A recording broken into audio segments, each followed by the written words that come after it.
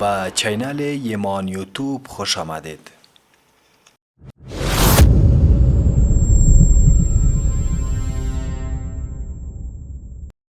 سخت‌ترین شب‌های چرخ لوگر، مملو از شبخونی و چاپاندازی اشغالگران. این بار دوربین ما شاهد جوانانی است که با ضرب گلوله در چرخ لوگر به شهادت میرسند، اما دشمنان دین و اسلام تنها با ضرب گلوله صبری نشده و اجساد بیروحشان را با بم‌ها منفجر ساختند.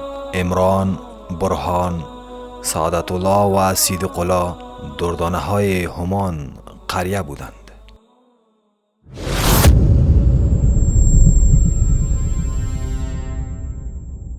د لوګر ولایت د څرخ ولسوالۍ د تختک په سیمه کې شو. تقریبا موږ یو ساعت د موټر مزل نه وروسته د سیمې ته راورسېدو او دلته د یوې نوې فاجعې او د یوې نوې تراژیدي شاهدان یو. په داسې حال کې چې دغه ودانۍ یا دغه اتاق چې تاسو ته ښکارېږي، دا ودانۍ په څلورو ځوانانو په وینو باندې رنګ ده. څلور ځوانان دلته اول د ټوپک په مرمیو باندې ویشتل شوي او بیا بمونه ته چاپېر شوي دي او دا اتاق په بل مخ باندې پرې راړول شوی دی. د عمران، برهان، سعادت الله او صدیق الله په نوم څلور هغه ځوانان دي چې دوه د بل کور نه راوستل شوي دلته او دوه د همدې کور غړي دي.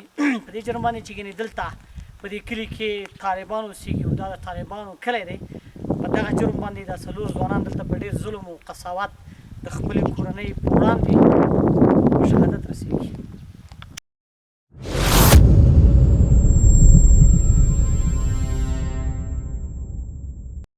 این اتاقی که شما میبینین این شاهد یک رویداد خیلی غم‌انگیز است. 4 تن از جوانان از این منطقه و جرم مسلمان بودنشان اینجا شهید شدند. گفته می شود که 2 تن از این جوانان از خانه دیگر اینجا انتقال داده شدند. اول توسط گلوله اینها شهید شدند، دوباره اینها را سر مین شاندند و تکه و پرچه ساختند. تاسې باندې دا ظلم سوی دی، دا په موږ باندې ډېر لوی ظلم سوی دی، ځکه موږ په دې غرو کې اوسېږو او ډېر د مظلومیت وخت تېروو او ډېر د مظلومیت ژوند تېروو.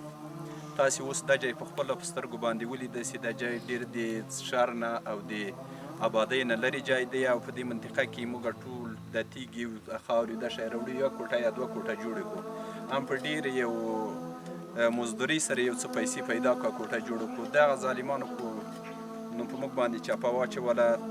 دلته 2 د دغې کور ځوانان، یو چې د ما زوی یو د ما وراره و، دا یې په شهادت ورسول. 2 د موږ د تره زمن یو بل کور یې راوستلي و، دا یې په شهادت ورسول. دغه کوټې چې تاسې وینئ دغه یې ختمې کړي دي، ړنګې کړي دي، ورسې ودانۍ تاسې وینئ چې پرتې دي. اول ته یوه حجره وه او حجره یې د بینه وړې ده، هلته مالونه و چې مالونه یې ختم کړي دي. دلته مالونه ډېر کې ایښي و، د دې کور سامان مامان ایښی و، دا یې ختم کړی دی ټول باندې کېږي. نو موږ باندې په دې حکومت کې ډېر ظلم سوی دی، سخت ظلم سوی دی.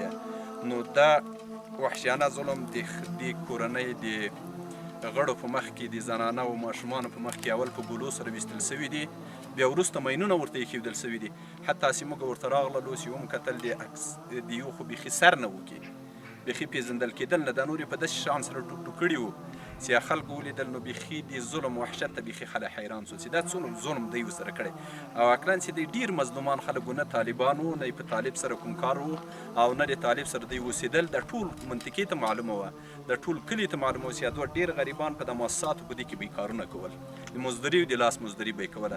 نو دغه ظلم د موږ سره سوی دی، دا ظلم تاسې په سترګو باندې ولیده.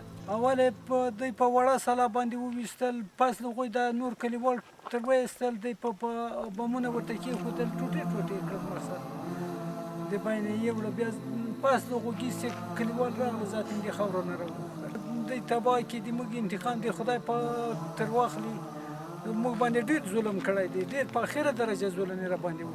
اوله سر کې یو کوټه کې پروت و، یو دلته و، 2 یې د کوز کور راوستل، دا ته په شهادت باندې ورسېدل.